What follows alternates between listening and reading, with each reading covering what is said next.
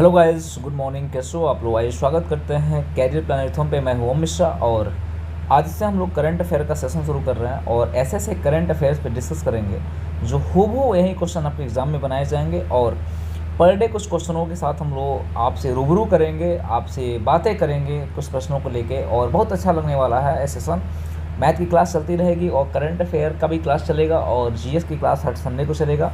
तो आ जाइए, आज का पहला करंट अफेयर का क्वेश्चन जो है बोला गया है, ये बताओ कि विश्व साक्षरता दिवस इंटरनेशनल लिटरेसी डे निम्न में से किस दिन मनाया जाता है? तो ऑप्शन हो जाएगा 8 सितंबर। 8 सितंबर भाई, 8 सितंबर को विश्व साक्षरता दिवस मनाया जाता है। आखिर में इसका थीम क्या है?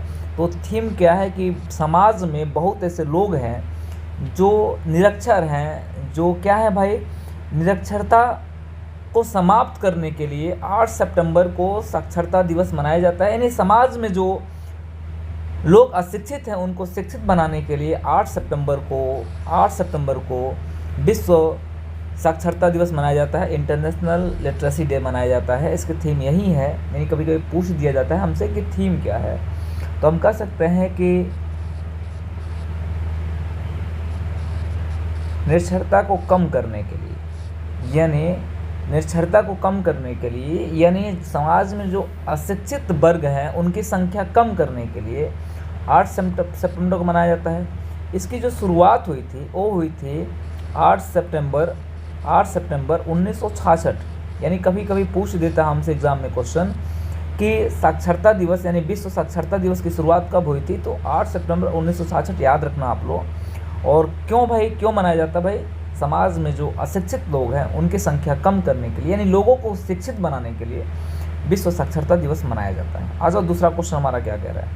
दूसरा क्वेश्चन कह रहा है कि बिहार विधानसभा, दूसरा क्वेश्चन ये बोल रहा है कि बिहार विधानसभा, ध्यान रखिएगा, बिहार विधानसभा के पूर्व अध्यक्ष 9 बार विधायक रहे। किस कांग्रेस नेता का हाल ही में निधन हो गया है? किस कांग्रेस नेता का हाल ही में निधन हो गया है? तो आप याद रखिएगा, सदानंद सिंह। सदानंद सिंह जो थे 9 बार विधायक रहे हैं। कितनी बार भाई? 9 बार विधायक रहे हैं। 9 बार विधायक रहे हैं। 9 बार विधायक रहे हैं। बिहार विधानसभा में 9 बार विधायक रहे हैं।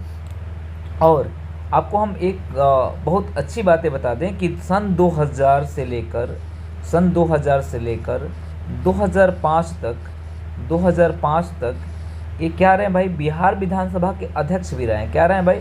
बिहार विधानसभा के अध्यक्ष भी रहे हैं। कभी कभी पूछा जाएगा, यानी कौन ऐसा नेता है, बिहार का कौन सा नेता है कि 9 बार विधायक के साथ साथ वो अध्यक्ष भी रहा है? 2000 से लेकर 2005 तक ये बिहार विधानसभा, यानी कह सकते हैं कि बिहार विधानसभा के अध्यक्ष भी रहे हैं। ये 2000 से लेकर 2005 तक एक किस पार्टी से जुड़े हुए थे? कांग्रेस से।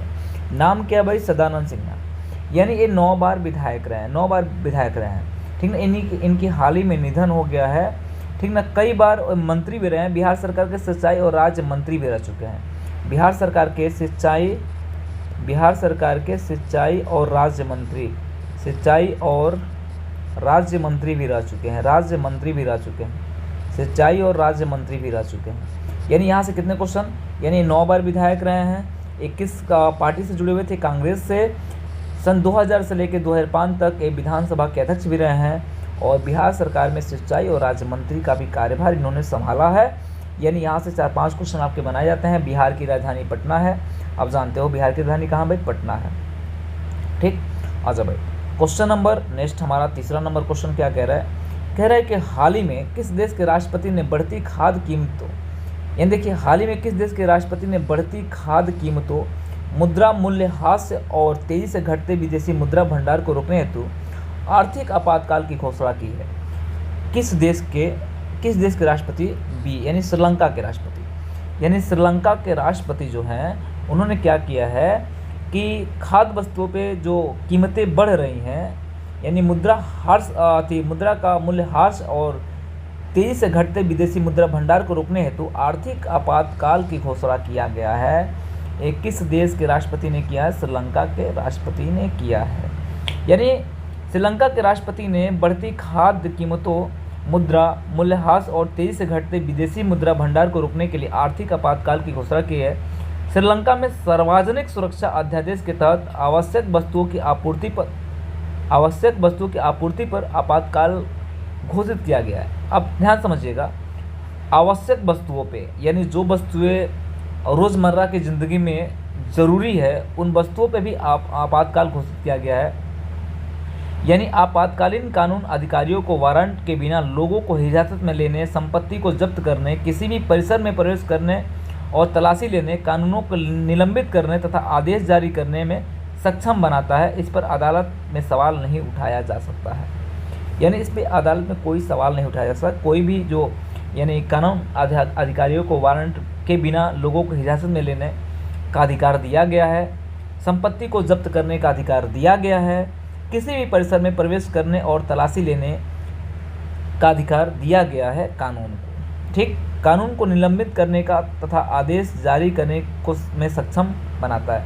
यानी मेरे कहने का मतलब राष्ट्रपति जो आदेश दिया है वो क्या किया है, जो रोज़मर्रा की ज़िंदगी में जो वस्तुएं यूज की जाती है उस पर उन्होंने आपातकाल लागू कर दिया। और आपातकाल लागू करने के साथ साथ उन्हें कानून अधिकारियों को वारंट के बिना लोगों को हिरासत में लेने का अधिकार दे दिया गया। ये कहाँ का राष्ट्रपति भाई? श्रीलंका का राष्ट्रपति। क्वेश्चन नंबर 4 कह रहा है कि एशिया विकास बैंक ABD ने किस राज्य में शहरी गरीबों के लिए एक वाहनी आवासीय परियोजना के लिए $15 करोड़ यानी करीब 1095 करोड़ रुपये के ऋण को मंजूरी दी है। यानी कौन सी सरकार है भाई? तमिलनाडु की सरकार है, तमिलनाडु। एशिया विकास बैंक ABD यानी एशिया विकास बैंक जो है तमिलनाडु के शहरी गरीबों के लिए, ध्यान रखिएगा, तमिलनाडु के शहरी गरीबों के लिए यानी शहरी गरीबों के लिए, यानी शहर में जो गरीब हैं उनके लिए एक वाहनी आवासीय परियोजना के लिए $15 करोड़ करीब 1095 करोड़ रुपए के ऋण को मंजूरी दी है। एजेंसी ने कहा है कि तमिलनाडु भारत के आर्थिक विकास के लिए महत्वपूर्ण है। ठीक, जो देश के सकल घरेलू उत्पाद GDP में 8.54% का योगदान देता है। यानी तमिलनाडु जो है भारत सरकार में GDP का कितना परसेंट भाई? 8.54% का योगदान देता है। किसका भाई? GDP का कितना देता है भाई? कई बार ये क्वेश्चन पूछा भी जा सकता है लेकिन वनडे एग्जाम में नहीं पूछा जा सकता है।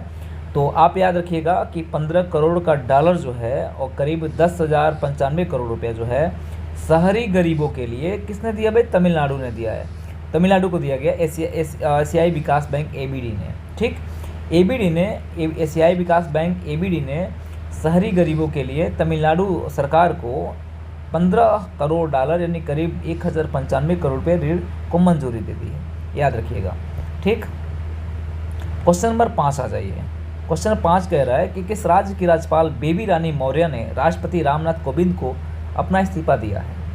देखो बहुत अच्छा क्वेश्चन है, अभी हाल ही में चर्चा रहा है। बेबी रानी मौर्य ने राष्ट्रपति रामनाथ कोविंद को अपना इस्तीफा दिया है। किस राज्य की है ये? जो बेबी रानी मौर्य हैं वो किस राज्य की हैं भाई? ये किस राज्य की है? तो उत्तराखंड। ऑप्शन पहला हो जाएगा उत्तराखंड। याद रखिएगा बेबी रानी मौर्य जो उत्तराखंड के हैं, इन्होंने अभी हाल ही में राष्ट्रपति रामनाथ कोविंद को अपना इस्तीफा सौंप दिया है। क्या किया है? इस्तीफा सौंप दिया है। ये क्या थी भाई? उत्तराखंड की राज्यपाल थे। क्या थे? उत्तराखंड की राज्यपाल थे। ठीक, कोई दिक्कत भाई किसमें? यानी ये अपना जो कार्यकाल है कितना वर्ष पूरा किए हैं? 3 वर्ष। यानी अपना कार्यकाल 3 वर्ष पूरा कर ली है। उसके बाद से 3 दिन पहले अमित शाह से इन्होंने मुलाकात की थी। किससे मुलाकात की थी? अमित शाह से मुलाकात की थी। उसके बाद अपना इस्तीफा रामनाथ कोविंद को दे दी थी। इन्होंने 3 वर्ष अपना कार्यकाल पूरा कर लिया उत्तर प्रदेश के राज्यपाल के रूप में। और आपको एक क्वेश्चन बता दें कि बेबी रानी मौर्य जो हैं उत्तराखंड के राज्यपाल की कमान संभालने वाली दूसरी, यानी उत्तराखंड के राज्यपाल की कमान संभालने वाली ये दूसरी महिला हैं। कौन सी भाई? दूसरी महिला है। ठीक, चलिए आज ये क्वेश्चन नंबर 5 की जगह हम 6 बताते हैं। 5 हो गया 6। कह रहा है कि राष्ट्रपति रामनाथ कोविंद ने हाल ही में किस INS हंस को प्रेसिडेंट कलर अवार्ड प्रदान किया है? देखो INS हंस को, भाई ध्यान समझना, INS हंस को प्रेसिडेंट कलर अवार्ड प्रदान किया है।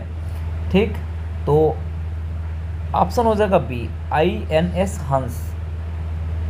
ठीक, यानी किस INS हंस को, तो नाम ही इसका INS हंस, INS हंस इसका नाम ही है। तो कौन सा ऑप्शन हो जाएगा, बी वाला हो जाएगा भाई। ठीक,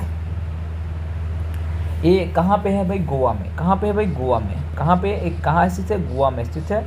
ये भारतीय नेवल एविएशन जो है, भारतीय इंडियन INS का मतलब, INS का मतलब, INS जो है ये जो गोवा में आपका स्थित है, गोवा में क्या है भाई स्थित है।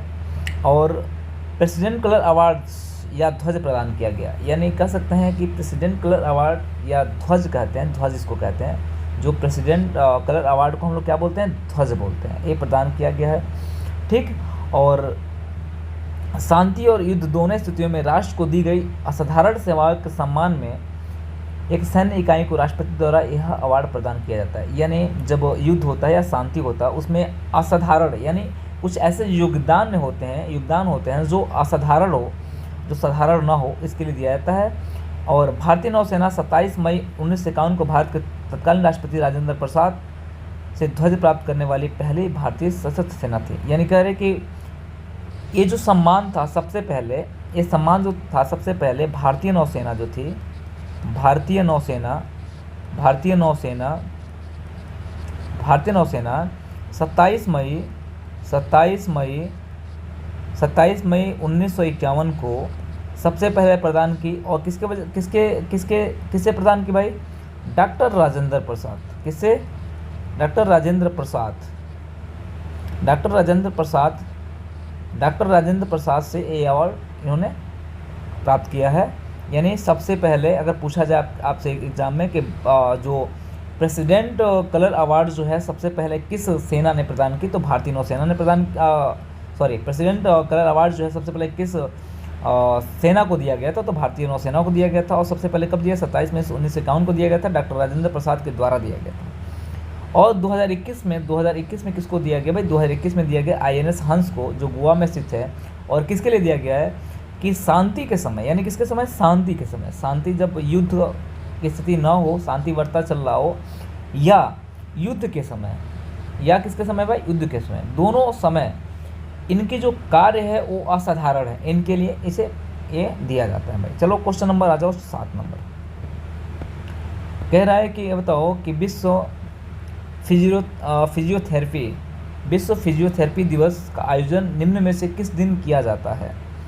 विश्व फिजियोथेरेपी, तो हम कह सकते हैं 8 सितंबर। किसको भाई, 8 सितंबर को वैश्विक स्तर पर, कहाँ पे भाई, वैश्विक स्तर पर विश्व फिजियोथेरेपी दिवस का आयोजन किया जाता है। यह दिवस लोग के लिए फिट स्वस्थ बनाने में, भाई ये जो दिन है 8 सितंबर को लोगों को फिट और स्वस्थ बनाने के लिए, यानी हम फिजियोथेरेपी दिवस मनाते हैं कि लोग फिट रहें, स्वस्थ रहें और समाज का विकास करें।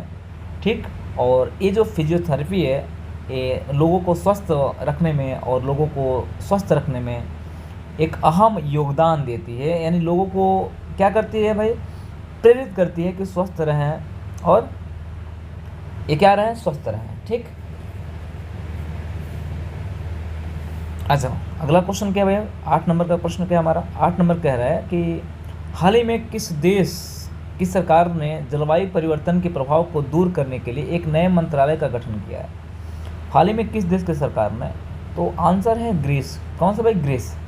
ठीक, ग्रीस सरकार ने जलवायु परिवर्तन के प्रभाव को दूर करने के लिए एक नए मंत्रालय का गठन किया गया। नए मंत्रालय का गठन किया है, कौन सा, जलवायु परिवर्तन के प्रभाव को दूर करने के लिए नए मंत्रालय का गठन किया गया है ग्रीस के द्वारा। ठीक, कोई दिक्कत भाई किसी को, कोई दिक्कत नहीं। ये आज का हमारा लास्ट प्रश्न था और मैं उम्मीद करता हूँ आप लोग को ये सेशन बहुत अच्छा लगा होगा। और ऐसे क्वेश्चंस के लिए आप लोग मेरे चैनल को सब्सक्राइब कर दीजिएगा। मैं पर डे आपको करंट अफेयर, कम से कम 10 क्वेश्चन पर करंट अफेयर आपको मैं पढ़ाऊँगा और इससे बेहतर और करने का प्रयास करूँगा। मैं पूरा का पूरा डिस्कस भी कर दूँगा कि जो करंट अफेयर आप पढ़ रहे हो इसको मैं पूरा का पूरा जब ग्रीस की बात होगी तो ग्रीस के बारे में पूरा मैं चर्चा कर दूंगा। ग्रीस कहाँ पर स्थित है और ग्रीस की राजधानी कहाँ है, उसके राष्ट्रपति कौन है, सारी बातें मैं बता दूंगा आपको। तो ऐसे ऐसी बातें अभी थोड़ा सा धीरे धीरे सारा परिवर्तन होगा। अभी एक बाइक तो हो नहीं सकता है, धीरे धीरे सब कुछ परिवर्तन होगा। लेकिन आप लोग हमारे चैनल को सब्सक्राइब कर दीजिएगा, और जिनको टेलीग्राम से जुड़ना हमारे, तो इस वीडियो के डिस्क्रिप्शन बॉक्स में टेलीग्राम चैनल का लिंक दिया गया, या नहीं जुड़ पा रहे हो तो इस नंबर पे